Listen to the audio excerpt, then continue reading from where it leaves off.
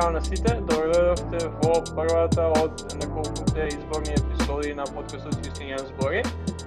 Моето име е Ѓорги, а со мене денеска, како и секогаш, се моите драги колеги од Правниот факултет во Скопје, Димитар и Никола, а во проширен состав денеска ние и колегата од Правниот факултет Кристијан Зумовски, кој исто така е председател на факултетското студентско собрание на истиот факултет, и Дејан Димитриев, кој ни е колега од ФЕИТ и исто така председател на факултетското студентско собрание таму. Како сме, колеги? Супер, Добро. здраво. Тимац, Никола, вие како иде? Лично, супер, многу жешко, ама некако трпиме. Избор на жештина имате. Ајде, уште Жешко. недела дена. Жешко и проблематичен интернет, дефинитивно. Не даваат пари за интернет. Целта на ова епизода ние да позборуваме малце за прашања кои ги мачат студентите во контекстот на изборите кои ќе се случат за една недела. Имено, ние веќе имаме закажани неколку интервјуа кои што ќе ги снимаме после ова интервју, тоест после оваа епизода, со некои од представниците од двете најголеми политички партии во државата, но пред тоа сакавме да позборуваме со некои од представниците токму на студентите, бидејќи секако ние сме студенти и целта на овој подкаст, меѓу другото, е и да ги промовираме и да зборуваме за работите кои нас не досегаат. Па така сакавме изборните интервјуа да ги започнеме со една студентска епизода. Па така, ја би ве замолил Кристијан и Дејан, Кристијан, ти веќе ни беше гостен, ама чисто да се представите, да ни кажете како сте во моментов со студии, како иде со факултетските студентски собранија на вашите факултети и како овој изминат период во светска пандемија, во која што и ние како факултети и студенти се затегнавме, како иде целиот овој процес, пред да преминеме на темите за кои што ќе збориме. Може, Дени, може? Ја да почнам? Да. Повеќе. Здраво, јас сум Кристијан Зоровски, председател на факултетското студентско собрание при Правниот факултет Јустинијан Први. Студент сум на мастер студиите по граѓанско право и во моментов проблематики на студентиве се домашни платежни картички, за кои што имаме некои 120.000 преговори.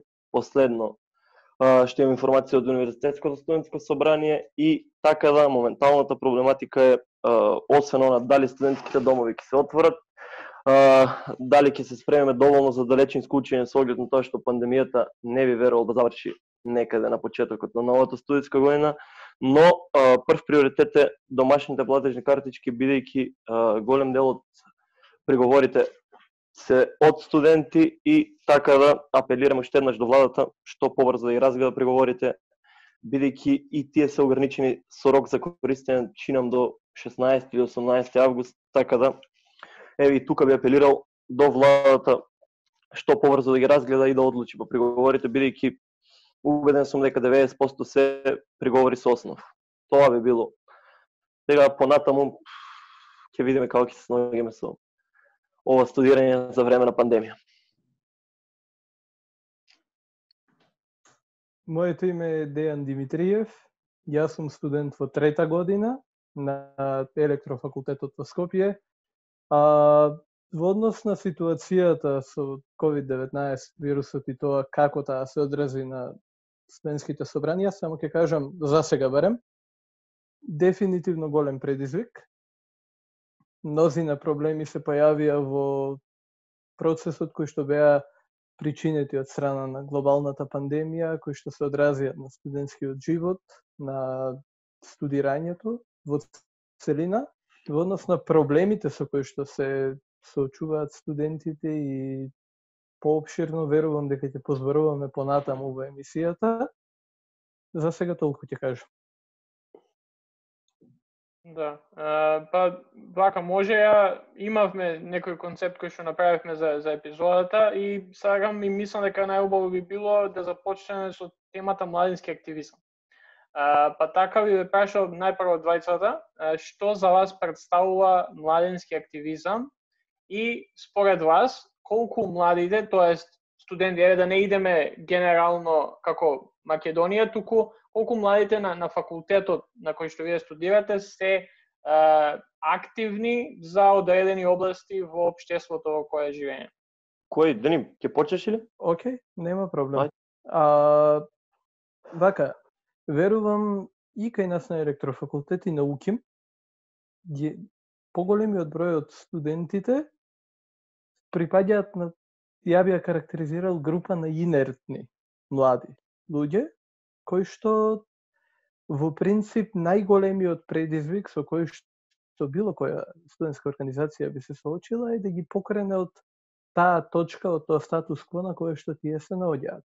Во однос на студентскиот активизам сосема друго нешто. Ние имаме поголем предизвик. Не зборам ние како факултетско собрание, но зборувам во име на, верувам, сите младенски работници, а тоа е да се покренат првенствено студентите од таа нулта точка, од тоа статус кво во кој што се наоѓаат, за да бидат заинтересирани, да почнат да се интересираат за тоа кои се нивните права, да можат самите тие да ја предефинираат перцепцијата на тоа што значи да бидеш студент.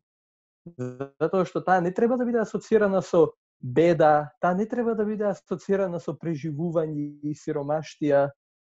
Потенцијалот и она што го означува улогата на студентот и неговата улога во општеството е нешто што верувам е непоимливо и непознато за поголемиот дел од младите во нашата држава, што е главниот причинител за таквата инертност.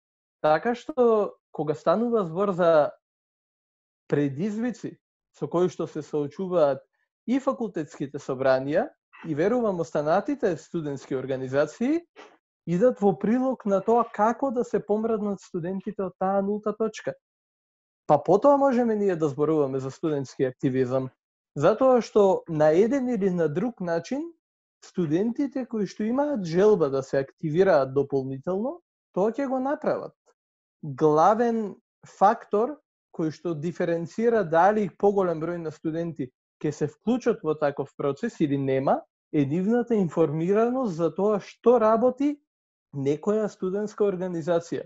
Па на основ на тоа тие да одберат во што би сакале да се вклучат. Но во процесот не треба да се капитализираат студентските организации, само да се амасира поголем број, а ефективноста на истите да биде неутрализирана од претходно споменатата инертност. Треба да се лоцира тој потенцијал и треба да се искористат соодветните студенти за улогите за кои што тие сакаат да се вклучат. Така што верувам дека генерално студентските организации во периодот, исто како и во претходните години, најголем предизвик за истите е тие да ги помраднат студентите од нултата точка. Па потоа натаму самите тие може да си одберат дали би сакале, дали не би сакале. И ако одберат да не се вклучате сосема во ред, се додека нивната перцепција за тоа што значи да бидеш студент, за тоа кои се твоите права, која е привилегијата на тоа ти да бидеш во процес на оформување како академски граѓанин, се додека тие се свесни за тоа, останатото е сосема во ред. И јас би се согласил дека како студенти патиме на колективна апатија, ама пак ќе кажам, студентите не треба да го гледаат студирањето само како дестинација, крајна дестинација да земеш дипломата, туку треба проблем е кај нас што ако лично тебе не те засега, не гледаш, мора тука малце да се подигне солидарноста на едно ниво и мислам дека треба да бидеме и студентите треба да бидат по-оптимистични, бидејќи до сега еве да ги земам средношколскиот пленум и студентскиот пленум и ние барем до сега на правен факултет како студентска организација, кога заедно сме се здружиле да бараме нешто, а претходно и студентскиот пленум, секогаш власта попуштала, бидејќи власта кај нас многу лесно попушта ако види дека студентите се здружени или средношколците се здружени, така да мислам дека само што ни фали да делуваме малце проактивно, да не чекаме нешто да се донесе, па отпосле да реагираме туку треба уште пред да се случат одредени работи да ги видиме и соодветно да реагираме. И тука мислам факултетски студентски собрание во наредниве години, ова година први мандат ни се како собрание, мислам дека факултетските студентски собранија пред се ќе имаат клучна улога со запознавање на студентите и затоа мислам дека многу е битно ако дозволи пандемијава, да кажем, да се одржат првиот месец да се одржат многу ориентациони предавања на секој факултет за студентите да бидат запознаени што можат, што не можат и како тоа да го направат. И генерално еве сега баш гледам гостеви се Мила Царовска и професорот Тимчо, баш прашајте ги зошто нема ниту еден спот кај што зборува за образованието, туку само се напаѓаат меѓу себе. Тоа е прашање ја што го имам до двајцата кандидати од Скопската изборна единица. Тоа ништо не ви додал тука на ден и почи. Јас би сакал да се надоврзам на тоа Кристијан што го кажа. Во поглед на тоа, да, се сложувам дека најголемиот адут на факултетските и на универзитетското студентско собрание се самите студенти. Бројката која што може да биде собрана да направи револт. Но не треба да е тоа првенствено средството со кое што ние го трасираме патот. Јас би рекол дека ако би требало да го окарактеризирам идејата на универзитетското или на факултетското студентско собрание, тоа е тоа да биде коректор. И главната комуникација помеѓу управите, ректоратот, професорите, целата академска заедница со студентите кои што исто така припаѓаат на таа иста академска заедница. И со цел да не мора ние да се вратиме повторно, да бидат студентите повторно во шатори, со банери и така натаму да протестираат, потребно е истите најпрвен да бидат информирани. Да се реши внатрешен систем. Точно така. Значи да се направи еден процес кој што ќе биде континуиран и при кој што ќе се информираат студентите за нивните права и нивните слободи, но во процесот ефективното делување на собранијата, кои што предимствено представуваат студентски организации, треба да биде ефективно во тоа да обезбеди квалитетна комуникација. Во спротивно настануваат проблеми. А не можеме ние да се потпреме на нашиот најсилен адут, ако нашиот најсилен адут не е свесен за тоа што му се случува. Тогаш, не знам, си играеме ние 15, 20, 100 души колку сме, си играеме на најпаметниот сите. Да. Како што спомнавте дека има сериозна неактивност и неажурност од студентите, но пред за тоа да ве прашам малце ретроспектива какво било студентското организирање пред оваа форма со факултетски студентски собрани, нели имаше тие невладини организации како студентски парламент и гледајќи како функционираа тие, односно не функционираа, се развина голема недоверба на студентите кон таквите студентски представнички тела. Па ме интересира ваш став по однос на довербата на студентите во сегашниот начин на студентско организирање преку факултетските студентски собрани, односно дали има доверба во вашата работа и доколку нема, дали таа недоверба би била под влијание на претходниот начин на студентско представување? Јас не би ги коментирал повторно. Во претходниот подкаст ги коментиравме веселите дружини наречени парламенти, така да мислам дека веќе треба да престанеме да ги зборуваме парламенти, тие се работа на минатото, не верувам дека некогаш ќе се вратат. А на правниот факултет генерално, јас можам да кажам генерално ни веруваат, но тоа се должи пред се на студентската организација која што беше во лимбо период кога немаше ни парламенти ни собранија и таму бевме соверени голема група на квалитетни студенти би си дозволил да кажам и мислам дека според мене довербата што имаат студентите во ФСС на правниот факултет се должи пред се на работата што ја работеше студентската организација во периодот да кажеме од 2017 до формирање на факултетските студентски собрања. Така да мислам дека генерално имаат доверба во нас и гледам дека слободно се обраќаат до факултетското студентско собрание, барем до мене и до сите членови, така да немаат однапред слика дека ние ништо нема да работиме, туку се обраќаат да било каков проблем до собранието.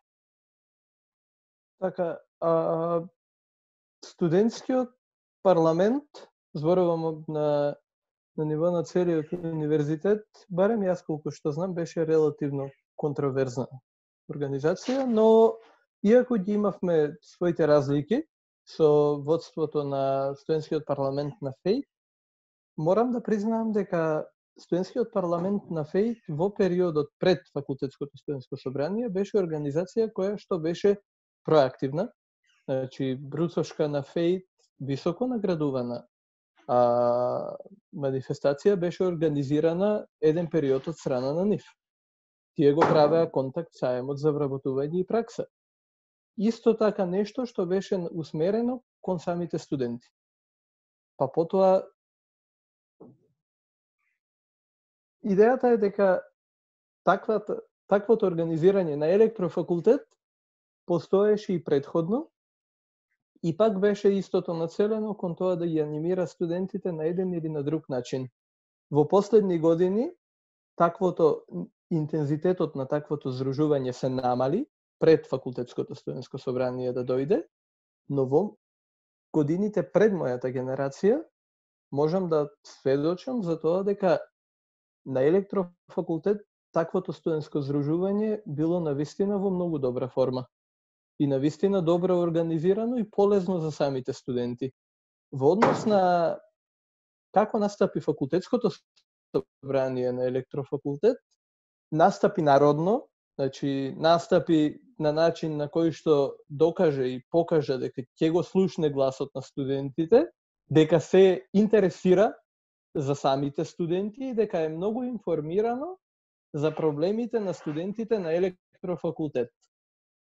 Покажа дека ќе работи континуирано и покажа дека ќе работи без умор во текот на целиот период, и во период на глобална пандемија и предходно, со голема доза на активизам, со цел да продолжи да се бори за правата на студентите. Дополнително, барем кај нас, факултетското собрание прими голема подршка од страна на управата на факултетот, која што исто така е ориентирана про студентско организирање и која што исто така се грижи за она што се права и слободи на студентите. Па така што во овој период јас би рекол дека успеавме да направиме на добра кохезија, што верувам дека ја зацврсти и дека ја дефинира довербата на студентите кон ова тело. Но она што би бил вистински индикатор за тоа како дали тие имаат доверба или дали тие имаат интерес за нашето тело, за нашето собрание, тоа ќе го видиме на изборите. Ако интересот тогаш е поголем од тоа што беше предходно и во однос на стапка на гласачи и во однос на луѓе кои што ќе се пријават да се кандидираат, со што процесот би бил поддиверзен, во тој случај експериментално ќе можеме да потврдиме дека еве интересот на електрофакултет за факултетското студентско собрание и довербата се зголемила, или доколку се случи спротивното, ќе може да се каже дека истата се намалила. Верувам дека тоа ќе биде случајот и на правен факултет и на сите други факултети во рамки на УКИМ. Колку за објаснување, кога спомна изборите, мислеше изборите за факултетски студентски собрание, не се овие што се случува. Не, апсолутно за тие избори. Да. Не, да, дефинитивно и со двајцата се согласувам и сметам дека иднината, па и фидбекот, но и иднината на овие факултетски собранија и на универзитетското собрание последователно, ќе зависи од тоа што ќе се случува на следните факултетски избори. Доколку имаме представници кои што се вклучуваат за прв пат и не знам дали ќе биде тоа Бруцош и втора, трета година, без разлика која година на студиите, дефинитивно студентското организирање зависи од самото учество во овие собранија макар било и пасивно, што се одразува прво гласање. Така што ќе биде интересно како ќе се спроведе сето тоа и може посебна епизода и на тоа да посветиме, но бидејќи целта на оваа епизода барем за кое што би сакале ние повеќе да збориме е предстојните избори кои ќе се случат за една недела. Сега, пред да преминеме во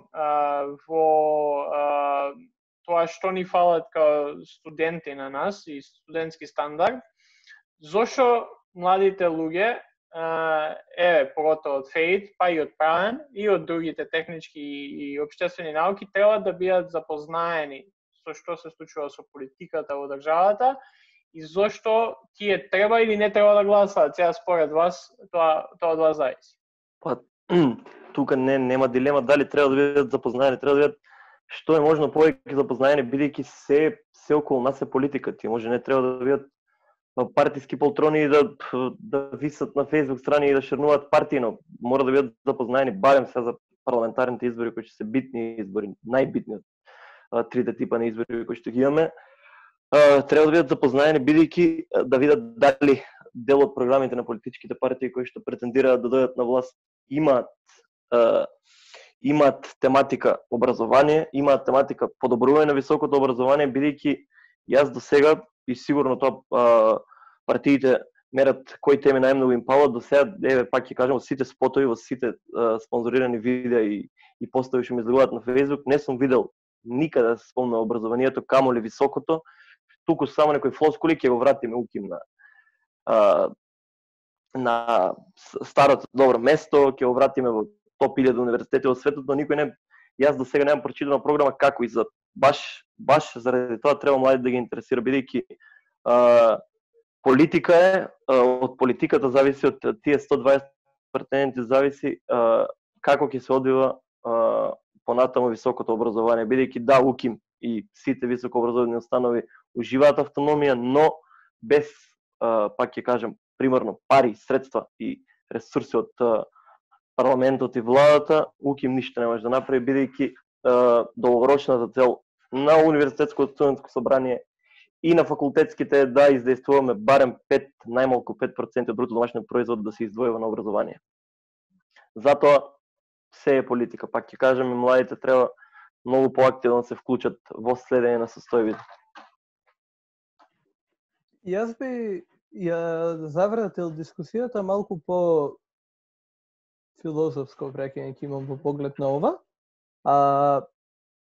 Најпрвен студентите треба да гласаат како полнолетни, рамноправни граѓани во оваа република, бидејќи го имаат тоа право на глас. И тоа право на глас, самото по себе, значи многу. И неговата суштинска вредност, но и неговата символичка вредност. Но каде е проблемот? Зошто нема да отидат некои да гласаат? Ја знаете на пораката, главната порака на историјата, историја ест магистра витае, или историјата е учителка на животот? Па истите тие не учеа многу добро историја во средно, на нив не им се предаваше толку добро историјата во средно, и не можат да ја сватат, не можат да ја перцепираат која е идејата позади тоа да отидеш да гласаш како граѓанин во една суверена република. И каква е таа слобода? Зошто тоа е толку битно? Историски гледано, ние сме поминали низ многу тегоби, низ многу тешки периоди, каде што таквата доблест, таквата особина воопшто не била возможна. И сега, конечно, после толку многу време, зборувам и турско, и бугарско, и грчко, и секакво робство имаме поминато, и сега, после толку многу време, од 91 година, младите и сите останати луѓе може да гласаат во оваа република, но нема да излезат и нема да го направат тоа. Тоа е еден сегмент на проблемот. Друг сегмент на проблемот е апатијата за која што претходно зборувавме.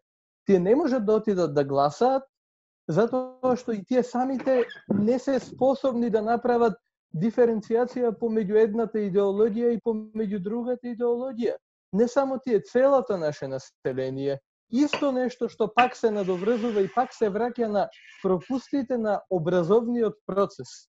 Ако тие во минатото, во своето средно и во основно, ви имале предмети кои што вистински, суштински и вистински ќе се изучуваат, а ќе бидат за сите како право, како социологија, како етика, историја на уметност, култура и така натаму, и историја, и ако тие се изучувале малку по-суштински, во тој случај ние би имале население кое што ќе биде свесно за различните идеологии. Па така политичките партии нема да може да го фаќаат нашето население на финта за покачена плата за N% или пласирање на конкретни бројки, но ќе може да ги лобираат своите гласови на основ на идеологијата која што тие треба да ја застапуваат, како доминантно левичарски или десничарски или не знам какви уште партии.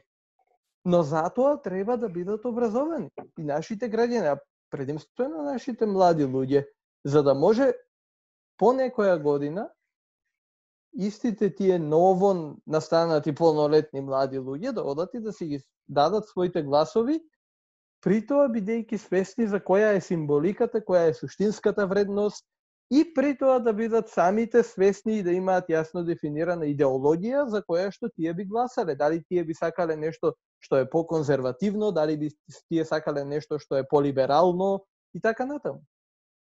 А во однос на тоа дали еден доаѓа од правен или од технички факултет, еден мора да е свесен за различните начини на општествено и политичко уредување, социоекономско уредување, за уставниот, за општествениот поредок, мора да биде свесен, затоа што тоа се едни од најглавните причинители за недостатокот или за дефинирањето на високиот морал.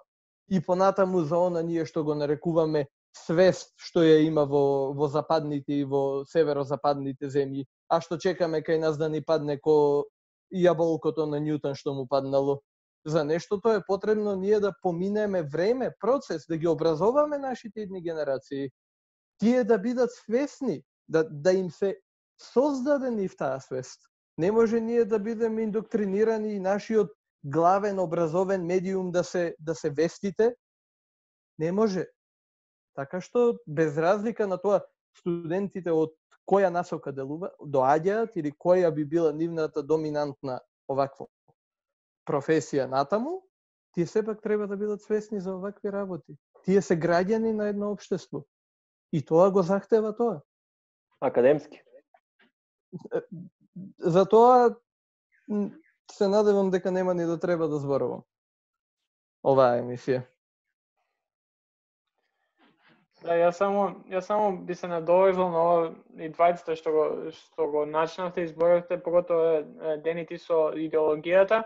Мислам дека голем проблем кај нас, освен тоа што младите не знаат многу за идеологија и немаат некоја своја идеологија, туку прават одлуки врз база на други работи. Сметам дека и партиите во државата не знаат што се, не знаат или не знаат што се, или не знаат како убаво да се представат што се.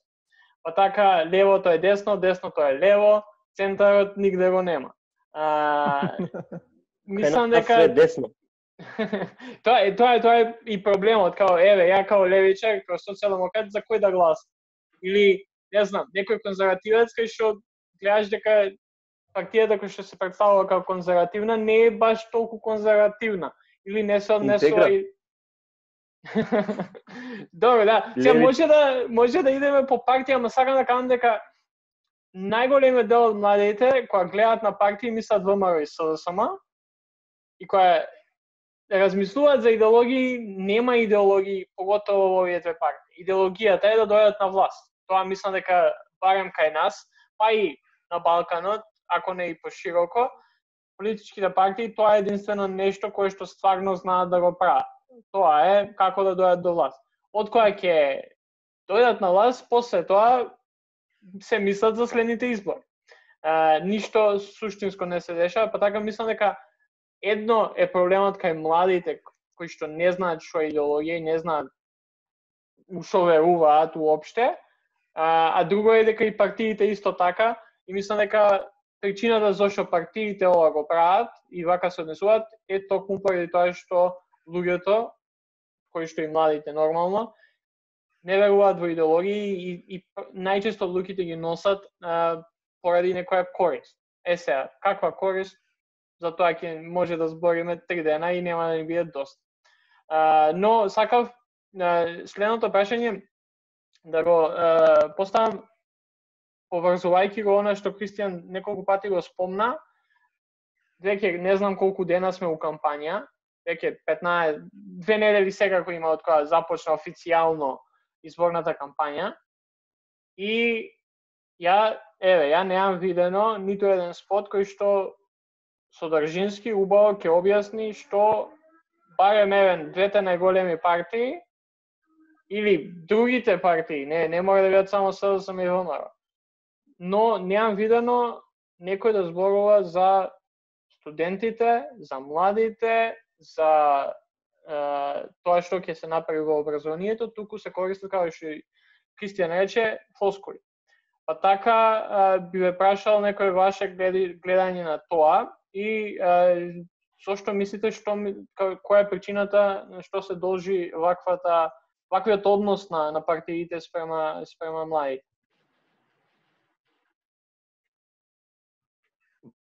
Може?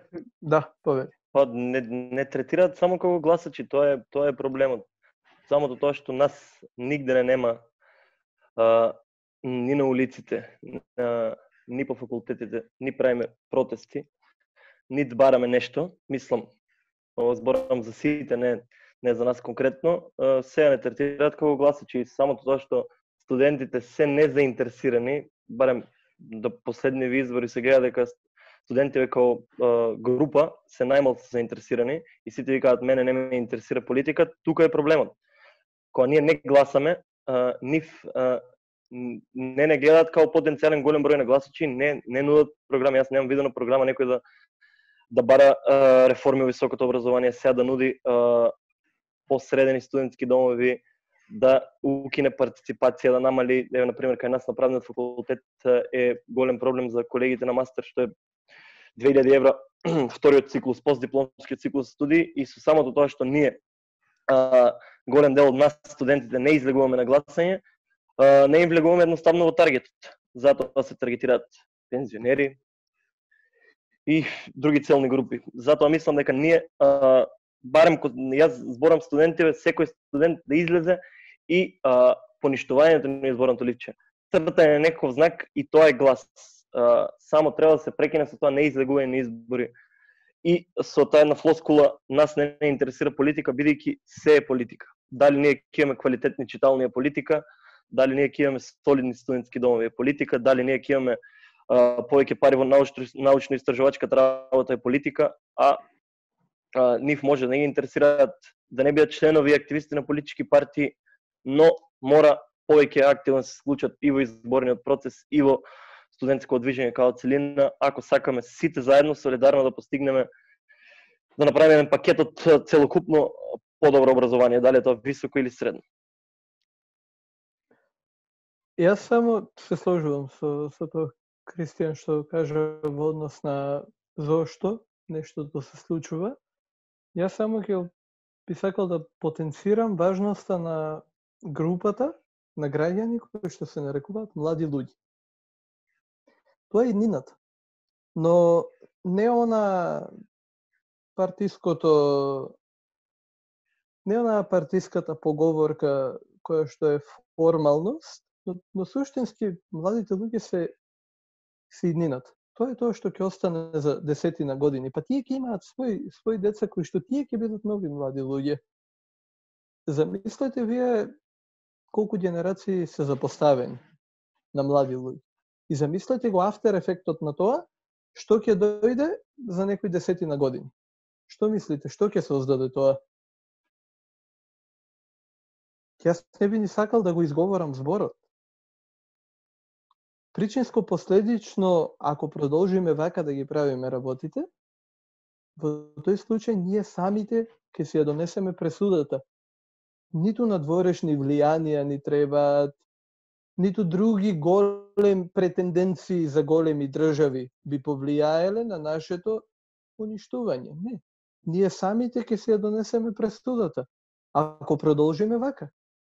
Толку. Баш пред некој ден ја гледав дебатата помеѓу Заев и Мицковски, бев зачуден од начинот на како се води кампањата и начинот и кои прашања ги поставува новинарот. Во 99% од времето дори се одвиваше дебатата, тие збореа за некој рекла казала, за кој кажал, како кажал, а ниту еден збор не е спомнато нити за образование, нити за здравство, нити за инфраструктура, нити за никакви проекти што планират да направат со државата. Вклучувајќи тука не е ништо спомнато нити за студентите. Една од причината поради тоа мое мислење дека бркат некоја сензација, нешто бум. Види го овај што кажа, види овај како кажа. Друга причина е тоа Зумро што кажа дека младите не излегват на избори и политичките партии не ги гледат како потенцијално големо гласачко тело и не се замарат да трошат време на реклами за нив, што е многу погрешно мислење. И со тоа кажам дека не се интересират политичарите да ги решат проблемите на студентите, ама такви проблеми има. Има сериозни проблеми. Па ме интересира ваш став за кои се тие проблеми кои што се соочуваат студентите и со какви механизми би можеле да искористиме вие сите кои сме инволвирани во овој процес, директно или индиректно, за да ги решиме тие студентски проблеми. Мислам дека пред тоа би имал коментар само како гласањето на младите е дефинитивно важно и мислам како други од правен аспект по-легитимно е ти да имаш прешкртното или неважешко гласачко ливче, отколку да не излезеш односно на фамозното бойкотирање, кој што некако кај настана една екстремно лоша практика, затоа што неважешкото ливче има правно влијание, бидејќи го зголемува цензусот потребен за нели да достигнат број за пратеници. Туку поентата ми повеќе беше во насока на образованието не е нешто што може да се води од било кој. Тоа е пред се они кои што го создаваат образовната политика мора да бидат експерти. Дори во минатото, ако погледнете нашата уставно-правна историја, имаме, мислам, една организација се викаше Македонската лига во некаде крајот на 90-тиот век, каде што предложува нели нацрт устав за некоја си нели македонска држава независна, и таму и сите министерства ги става нели како што се денес подредени иноклосни со еден министер. Министерството за образование, односно во нивниот текст Министерството за просвета, го замислувале како колегијално тело. Нормално во тоа време составени од повеќе представници на повеќе етнички заедници, но мислам дека кога би се рефлектирало тоа денес, тоа било пред се колегијално експертско тело, кое што ќе треба да спроведува политики од основно до високо образование. Вие ако го видите порталот на Facebook, порталот на кој што треба да служи како средство за информирање на Министерството за образование и наука, последната објава чина ми на кога беше Ѓорги 2018, така? Мислам дека е 2018, сега баш продолжи зборија, сега ќе најдам што точно е. Министерот Адеми со сите предизвици се од цела оваа криза која што се соочува со образованието, посебно високото, пошто не бевме спремни за далечинско учење, не знаевме како ќе биде сесијата, ние предлагавме решение, министерот Адеми си батали неговата државна функција и си почна кампања за албанец премиер, како да на студентите ни е важно дали ќе биде албанец премиер, македонец премиер, влав премиер или јас би сакал финец да биде министер за образование, за премиер не ме интересира. И нас студентите треба да не интересира само посебно Министерство за образование и наука и целата влада да бидат насочени кон младите, значи да им биде младоцентрична политиката и како во мрачниот социализам младите да бидат издигнати повисоко на пиедесталот и нивниот глас да се слуша, но за тоа треба и ние да се потрудиме, тоа не се решава само со избори, туку со проактивно учество во политиките. Така да мислам дека проблемите сите ги знаеме, но и за проблемите нема тука идеолошка разлика дали е десница, левица или центар, решенијата се исти, значи не е битно од која идеологија си, секако ти треба на тебе модерни студентски домови, секако ни требаат реновирани читални, секако ни треба повеќе пари за научно-истражувачка работа. Факултетите се немаат доволно кадри, немаат асистенти, немаат демонстратори, немаат доволно хигиеничари, значи ни треба инфраструктурно подобрување, ни треба кадровско подобрување во високото образование и секако повеќе пари. Да, јас само да одговорам на ова, Кристијан што го спомна за Министерството за образование и наука на Facebook. Инаку сега, онака на брзина што можам да видам, дека регуларно објавуваат се до некаде крајот на април 2018 година, додека не е сменета Рената Десковска за министер. И од која доаѓа министерот Адеми на функција, имаат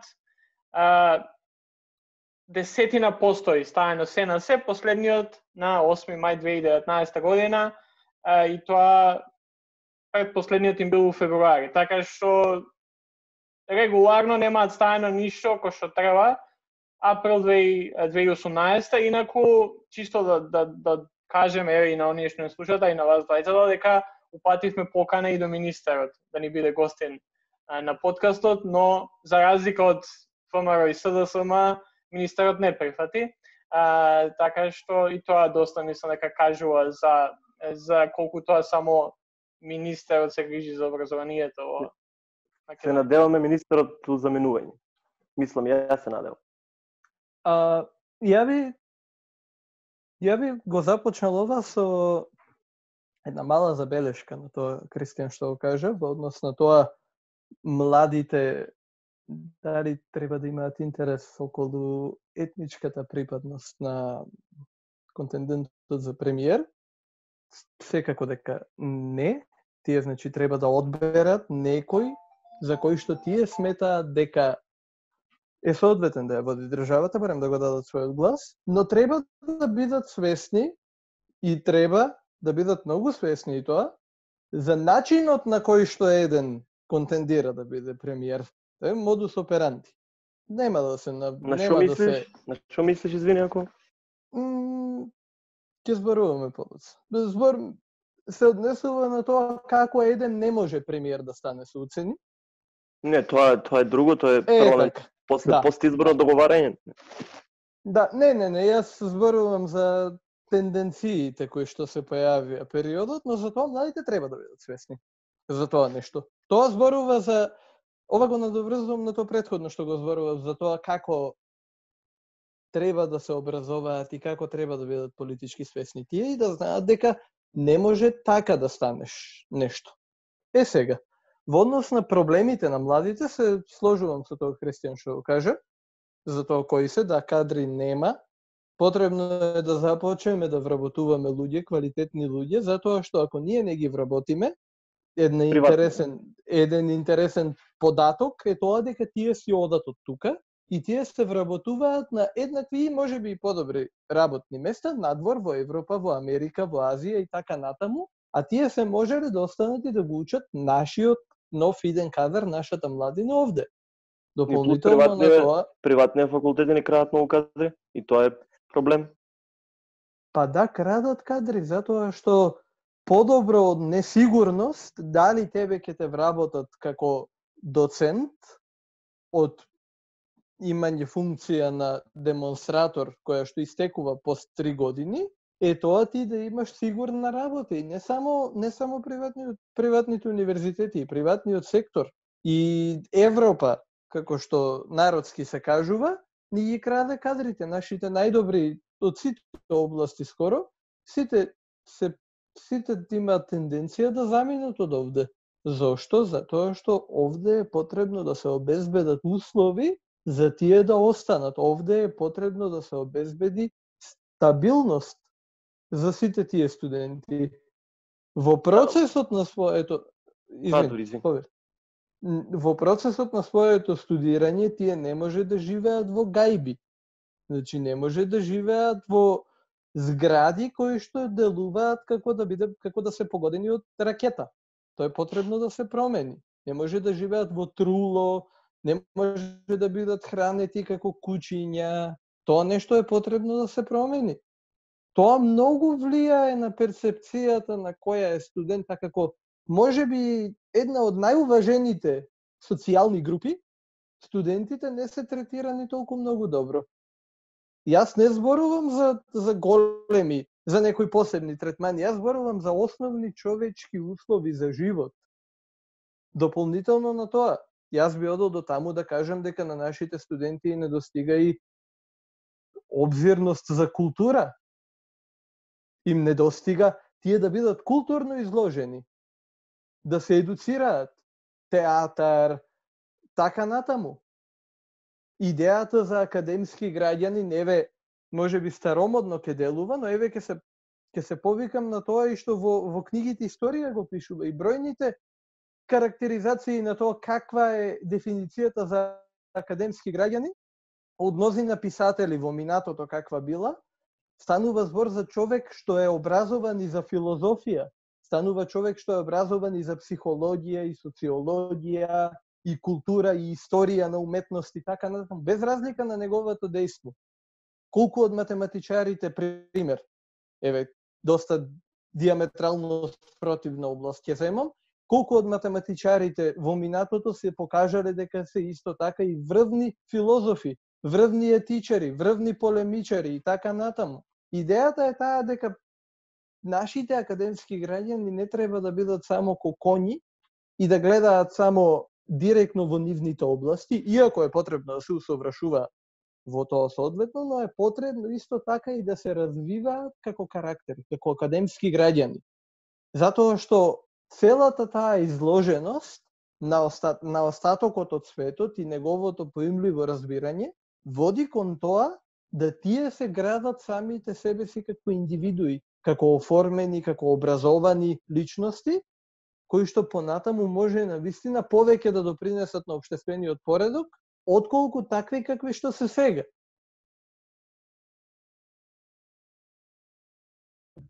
Да, ги кажавте проблемите од прилика кои се, но еден сериозен чекор во поглед на проблемите е решавање на истите. И ме интересира на кој начин мислите дека треба да се решат студентските проблеми, која е улогата на ФСС и УСС во тој процес? Јас би започнал со секогаш кога се носи буџетот за наредната година, се додека Министерството за образование не ги прво треба да има министер што бара пари. Се додека Министерството за образование не ги добија потребните пари, да не искочиме од улица. Значи, прво никако не е се во парите, но ни требаат нас сериозни пари за да го подигнеме квалитетот на образование. Така да политичките партии сега во 2020 година наместо нуат кратење непродуктивните трошоци, и тоа не мислам само на кратење на патните трошоци на пратениците, има милион непродуктивни трошоци, инвестиции во високото образование пред се, тоа е наша тема. Така да мислам дека тоа се решава, такви работи се решаваат само на улица. Барем со нашиве политичари и со нашиве партиски војници. Значи никако не се решава освен на улица. Барем тоа е моето. Бидејќи диалог со нив не може да има никако. Прво треба да излезеш на улица, да видат дека имаш соберена бројка, па после седнуваат на диалог. Мислам дека немаме моментално со мал исклучок политичари кои што би не разбрале без да излеземе на улица. Тоа во голем дел оди во прилог на работата на Универзитетското студентско собрание. Верувам тоа Кристијан што го кажа. Значи во однос на тоа на решавање на универзитетско ниво на проблемите на овие големите видните проблеми, што се однесува на полокално ниво, идејата и улогата на факултетското студентско собрание, верувам дека во процесот треба да продолжи да ги образува и информира студентите за тоа кои се нивните права, да ја афирмира позицијата на студентите и пред управата, деканската управа и понатаму да ги проследите информации за да биде афирмирана позицијата на студентите и на универзитетско ниво.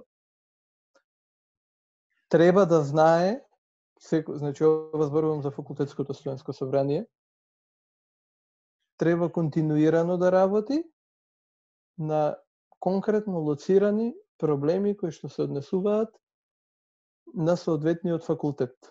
Треба да бидат информирани членовите за сите страни аспекти, за секој сегмент од проблем кој што би се појавил на одреден факултет, за да може тие ефективно да ги решаваат. Но, накратко кажано, јас би рекол дека е потребно поголемо институционализирање на факултетските и на универзитетското собрание, за со цел ова да биде постигнато. Да, ама јас би завршен. Да. Јас барем од искуството на нашите факултета, верувам и кај ден, јас гледам дека деканот и продеканите не по нивна кривица, наместо да се бават со наука, тие мора да се бават со финансии и изиграват сите финансиски менаџери или директори, бидејќи сите факултети као начелно имаме автономија, но немаме пари за да ја оствариме истата. И затоа не е проблем ние ќе ги решиме локалните проблеми што се однесува до дали треба да се некој акт на УКИМ или на факултетите. Проблемот тука, глобалните проблеми мора да се решат во Министерство за образование и наука. Никако на друго место.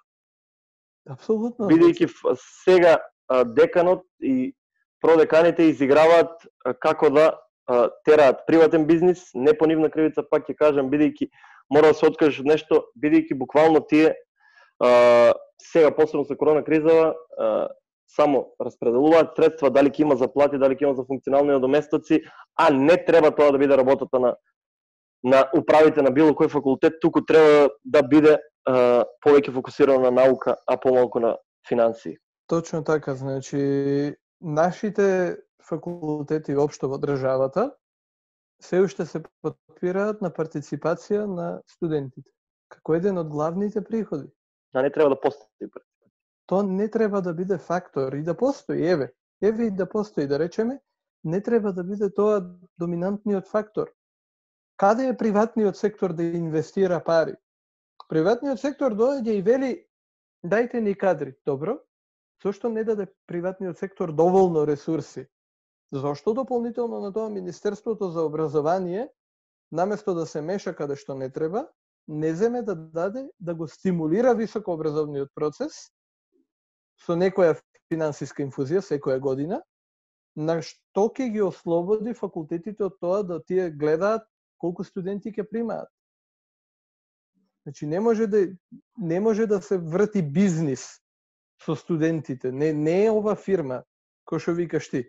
Тоа не смее да се случува.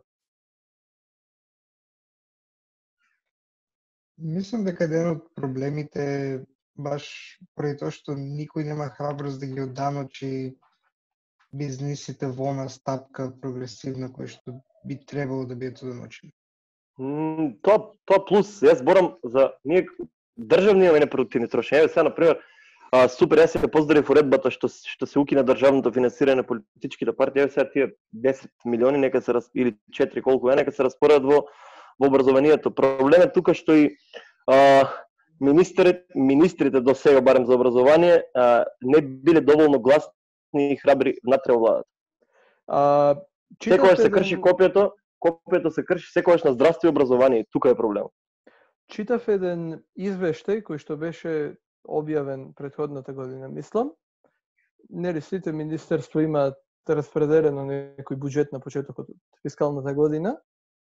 Имаше министерства, верувам дека тоа беше Министерството за животна околина и она за информатичко општество, кој што има, ако не се лажам, по половина од буџетот неискористен.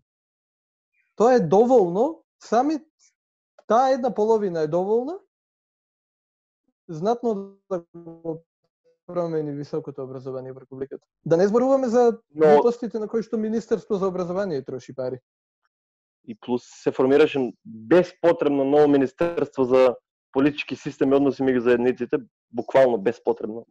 Не знам ни што работи тоа, искрено да видам. И они не знаат што работат. Така ако веќе се формираше ново министерство, подобро би било да биде Министерство за млади, ама тоа се проблеми. Баш заради тоа младите треба да се вклучат активно во политиката, не само на изборите туку, активно да следат што се случува, бидејќи се е политика. Пак ќе кажам. Апсолутно. Јас би рекол, би бил малку порадикален да кажам дека Агенцијата за млади и спорт треба да работи и како агенција за млади, не само како агенција за спорт. Чисто да и од таму може да се Јас не пари. Агенцијата за млади и спорт во последниот мандат би едина институција што би ја пофалил, мислам. Има вака. Барем има желба за соработка.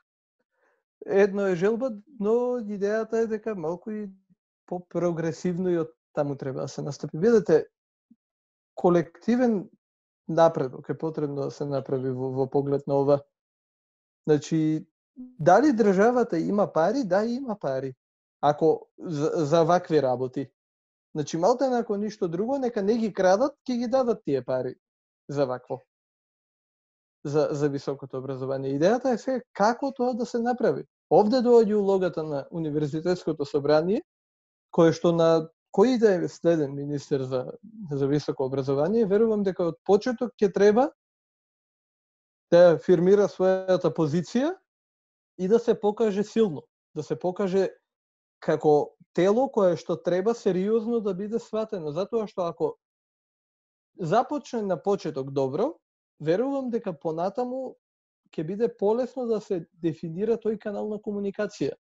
А од друга страна, јас би порачал на сите политичари, на кој да е тој следен министер за високо образование, да сфати дека најдобар извор на податоци за тоа што им фали на студентите, се група на студенти кои што се замараат со тоа да видат што им фали на студентите. Значи не постои советник, не постои правник што ќе зема 100.000 денари плата, што него ќе го информира подобро од некој што не зема плата и доаѓа и му кажува, види, тоа ни фали. Ај студент. Затоа што тој нема да се работи во негова корист, тој трпи исто како сите останати. Да, дефинитивно мислам дека уште 2 сати можеме на ова и повеќе да збориме. Ја би сакал да привршам дискусијата за изборите, за студентите и се поврзано со тоа што зборевме до сега, со некои ваши очекувања. Еве, знаеме, зборевме дека не сметаат за живи партии, ама ајде, кои се некои ваши очекувања или некои ваши работи кои што сакате да ги видите од новата влада и идниот парламент во однос на младинската политика и студентскиот стандард во државата? Може? Може. Јас би се надевал дека во следните 4 години ќе забележиме покачување на платите кај наставниците во средно, во основно, наставничките и наставниците во градинките, начин на кој што ќе може да се стимулира образовниот процес кај младите луѓе уште од многу рана возраст. Јас би сакал исто така, може би нема, но би сакал да видам исто така целосна реорганизација на образовниот процес за високо и за средно и за основно образование. Сите да може да учат поефективно предмети како етика, како филозофија, како право, математика, физика, но зборувам по суштинско учење. Да не учат за податоци од 2002 година колку овци имало во државата и колку жито се собрало. Дополнително на тоа, би сакал од која и да е следната влада, да видам како таа ќе се труди да работи на тоа да се деполаризира граѓанскиот сектор. Многу важна работа. Граѓанскиот сектор треба да служи на граѓаните. Граѓанскиот сектор не е партиски полтрон. Тоа што се случи со шарената револуција и тој период, кога настана тој продор и се поларизира граѓанските организации, потребно е сега да се промени со цел да можат луѓето пак да се потпрат на граѓанските организации. Воспротивно, ако тие се делат на СДС и на ВМРО, нема да тој граѓански сектор е неефективен и практично непостоечки. А граѓанскиот сектор е главниот коректор на владиниот сектор, затоа тој се вика невладен сектор. Но, тоа нешто како оди во прилог на младите. На тој начин што младите може да ја зголемат својата мобилност, својот пристап до неформално образование. Доминантно и фокус мора кај нас да биде формалното образование. Тоа е неминовно. Но и неформалното образование треба да биде неполаризиран, бар за почеток. Дополнително на тоа треба да се афирмираат програмите за мобилност, кои што студентите може да ги преку кои што студенти и ученици може да бидат отворени и да прошетаат дел од светот, да се образуваат културолошки, да ги зголемат своите искуства на тој начин. Верувам дека и тоа води кон дефинирање и кон создавање на малку пообразована и покомплетна младина. Во однос на финансирањето на такви работи, владата е потребно преку своето Министерство за високо образование да инвестира во тоа не само студентите да може да излезат од овде и да студираат на еден од 100 универзитети на Шангајската листа, туку и на своите локални домашни универзитети да обезбеди подобри ресурси. Повеќе пари, повеќе кадар, со цел истите тие студенти кои што би претендирале да одат да студираат надвор, да останат овде. Па пак ќе кажам, нештото го заснувам како план за следните 4 години. За со цел ние после 4 или можеби после 8 години на таа млада средина која што ќе дојде, да може да им пружиме можност да имаат квалитетно образование и да се развиваат како квалитетна младина овде. Дополнително на тоа, младите е потребно да бидат изложени на култура, да бидат едуцирани за културолошките знаменитости, да може да отидат и да бидат субвенционирани да одат и на театар, да посетат и балет, да имаат пристап до поголема литература и во училиштето, но и надвор од него. За со цел ние да можеме да ги покомплетно образоваме нашите млади. Верувам дека образованието, правилното, системското образование е тоа што на крајот на денот ќе создаде проактивна или свесна, или како сакате кажете, но образована младина. Нешто што во моментов не достига од повеќе сегменти. Тоа е се опешно.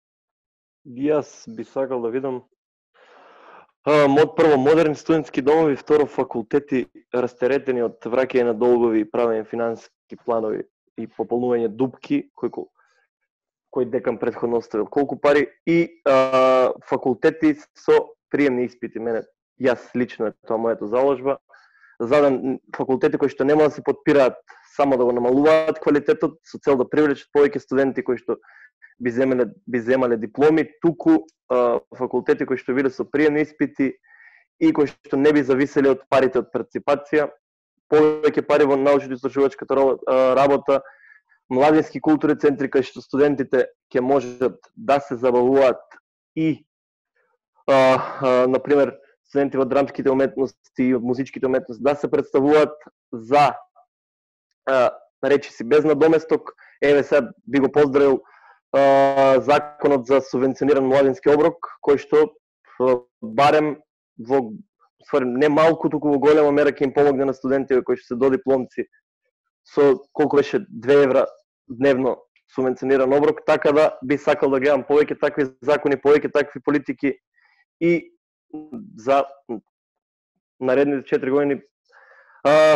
младите да влезат повторно во центарот, да им влезат во видикот и во центарот да им бидат на политичките партии за на наредните парламентарни избори да гледаме зелени политики и младински политики, бидејќи тоа е еднината. Не е еднината етнонационализмот. Тоа би кажал.